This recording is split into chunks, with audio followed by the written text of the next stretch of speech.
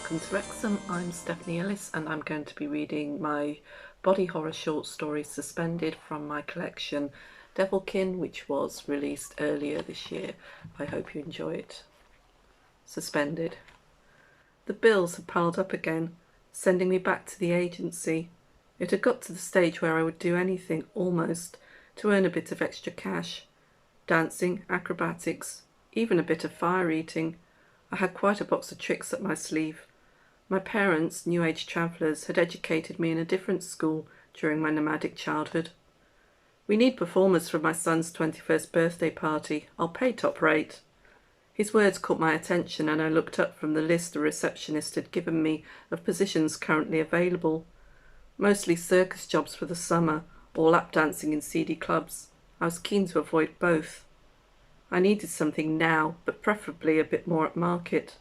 I listened in unashamedly. Lord Iverton of Iverton Hall, a genuine aristocrat, he'd have money to burn. Not only that, tips were pretty good at this type of gig as well, if you weren't too shy. Requirements? He reeled them off. Contortionists, trapeze artists, fire eaters. He could have been reading my CV. Anything else? He leaned forward and lowered his voice. I noticed the receptionist raised her eyebrows, nodded and then scribbled a few more notes. I reckoned it was about payment. Fees and commission were always a jealously guarded secret here. From her look, however, I reckoned this was a good payer. I determined to get him first. As soon as he had gone, I went up to the desk. Something new. Birthday bash on the 14th. This Saturday, 2 days away. Money? 500. Top whack for a few hours' work. Fortune was smiling on me for a change. Put me down for it? She smiled, knew from my employment record with them I was more than capable. You should know they require 1 or 2 extras. My heart sank. No, she said, noticing my expression. Nothing like that. Are you averse to having a few piercings done while you're there? Seriously? Just by looking at me you knew the answer to that question. Have to check. And you have no fear of heights? Again, stupid question. I signed the usual disclaimer and took down the details. I left feeling relieved at my impending solvency. Later that day I received an email from the agency directing me as to appearance. Clean, shaved everywhere. Makeup and clothes, minimal as it turned out, with crop top and hot pants. And in the final line, the joyful news that payment would be made in cash when the event closed. A bus took me to the bottom of a long driveway. It was still light and the sight lifted my spirits. Iverton Hall was a wonderful Georgian mansion, quintessentially English, picture postcard perfect. I could handle a few hooray Henrys. I followed the directions sent to my phone and made my way to a side entrance. A woman, Lord Iverton's housekeeper, directed me along a maze of corridors to a room where I found 5 other young women waiting. Food and drink had been laid out for us, and we were to make ourselves comfortable until we were summoned. "Sue," said one girl, introducing herself. "Acrobat." "Freya," I said. "Trapeze." The other girls gave their names, and we chatted a little about past jobs and what this evening would possibly bring. "Free piercings," said Sue, laughing.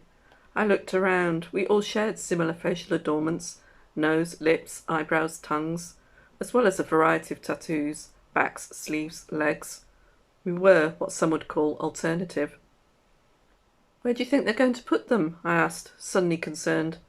"Don't worry," said Sue. "I've checked with the agency. They said it was nothing like that. Iverton had promised them it wasn't a fetish party, and I mean, look at this place. It oozes respectability." "Appearances can be deceptive," I said, but in truth I wasn't that bothered. I hadn't picked up any bad vibes so far. Then we were called. We were led into a large, almost empty room with high ceilings, huge windows, and a smooth wooden floor. It was something out of a Jane Austen novel. But there were no crowds of guests, just 6 tables, 6 body piercers ready to go to work. Surgical masks hid their features. "You get the piercings done first," said the housekeeper, "then you join the party." Her words were reassuring. The piercing was not part of the performance. We all lay down obediently. "These are only temporary," said the piercer. "They will only be in for the duration of the evening, and will be removed before you leave." I nodded and relaxed, until he ran a cold sterilising swab down my front. A squeal came from some of the others. Obviously all were experiencing the same thing. "Where?" I asked as I saw the piercing needle ready in his hand. He ignored me, and I yelped as he pulled a handful of skin up and away from my body, pushed a wide needle through both sides of the mound of flesh, and then followed this up by sliding what looked like a huge fishhook through the prepared holes. I was shocked, yet it didn't hurt that much.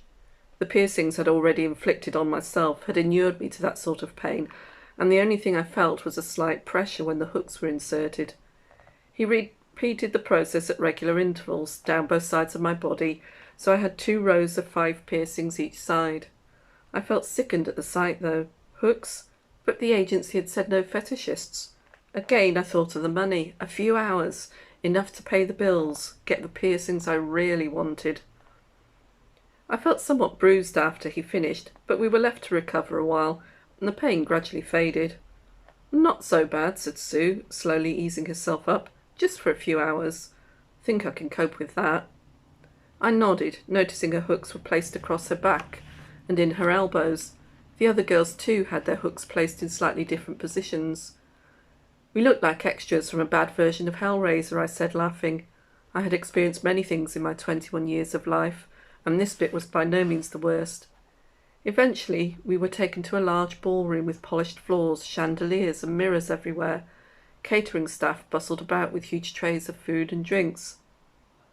A small stage at the far end was being set up for a band. It was reassuringly normal, until we were led to different places around the room, and the tables on which we had been pierced were wheeled over after us. We were instructed to lie down again. Alarm bells started to ring as I noticed the rig above me, a frame from which a variety of wires were hanging. I struggled, but strong hands held me in place. "Shouldn't if I were you, miss. Could cause a nasty injury." I looked down at my body, at the huge metal implants, imagined pulling away, the thin skin on my front, splitting, ripping, tearing. I swallowed hard and forced myself to stay still. I did not want to see, but my position meant I saw everything. The wires were clipped onto the hooks, 10 wires turning me into a horizontal puppet. Still no pain. I was scared, though. The table beneath me was removed. I tried to speak, but was unable to. "Drink spiked? Food?" "Relax, miss, you're fine. Just enjoy the experience. Just float." But all I saw was my skin being stretched and pulled up into peaks where the wires had been attached, the strain on my flesh growing as they raised me higher off the ground. Strangely, the fear did vanish, giving way to an odd euphoria, and I was, as the man said, floating, dangling as if an extra in that film Coma. I turned my head to see the others. You could say their positions were grotesque. One looked as if she'd been hung, another crucified, but all looked content. I shifted slightly and began to swing back and forth, put my annoyances, my fears to the back of my mind. This was fun. Then the guests arrived. They milled around, a number disgusted by the sight of our suspended bodies, others standing, staring, taking bets. That rang alarm bells, and I felt a slight tug, a minor discomfort. Somebody was doing something to my rigging. I heard voices muttering, caught occasional words. "Bet £100. Won't last. Then skin'll tear." I was too high off the ground to catch anyone's eye. Too high to see anything now except my own distorted body. I tried not to look, but could not miss my knees directly in my line of view. The hooks pulled at the skin surrounding these joints, my cloth of flesh hanging taut, moving away from me as if being smoothed out. I couldn't help a nervous glance at the rest of myself. The small peaks of skin which held the hooks had grown into mountains with steep inclines. I suddenly had a horrible vision of flesh tearing open and sending me sliding outside of myself, birthed anew. Now I was in pain. With every tug, with every slight swing, my nerve cells went into overdrive, but I was helpless. Voices continued to drift up, ever-increasing amounts of money, of time, of what they thought would happen to me, of what would give first. I had ceased to be human to them. The music had stopped, and as I risked a turn of my head, I could see the hall had emptied, apart from a small group of watchers. Only a few lights remained, each a spotlight on our suspended forms. Everywhere else in deep darkness we had become fireflies. "Any more bets?" I recognised the voice, Lord Iverton. 1,000 says another hour. Double that, money and time, called another. A clock struck 10. Finally, surely someone would release me. Another tug on the wires, another increase in tension. I screamed noiselessly, tears running down the side of my face. I continued to hang in that solitary glow, unable to do anything but focus on the growing distortion of my body, the skin stretching. 1 hour, someone called. Our hanging, our endurance was the real entertainment of the evening. I could not tear my eyes away from what was happening to me, the slow rupture of my being. How much longer, I cried silently as I felt the pull, the burn, the agony. Until your skin betrays you, came the answer, and the ropes which hold you destroy you. I began to feel warm rivulets trickle along my body. Dared a look, saw blood. My skin already giving way. Would it yield completely?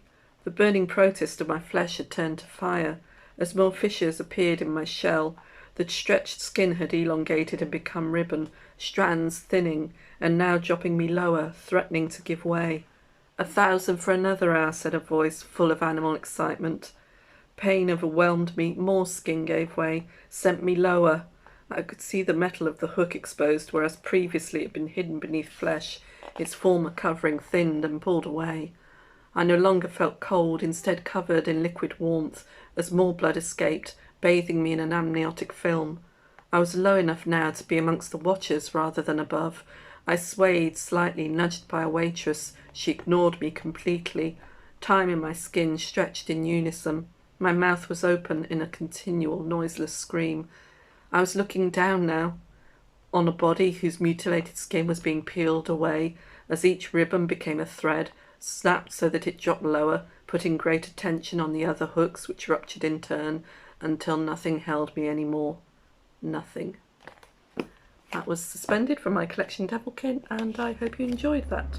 Thank you.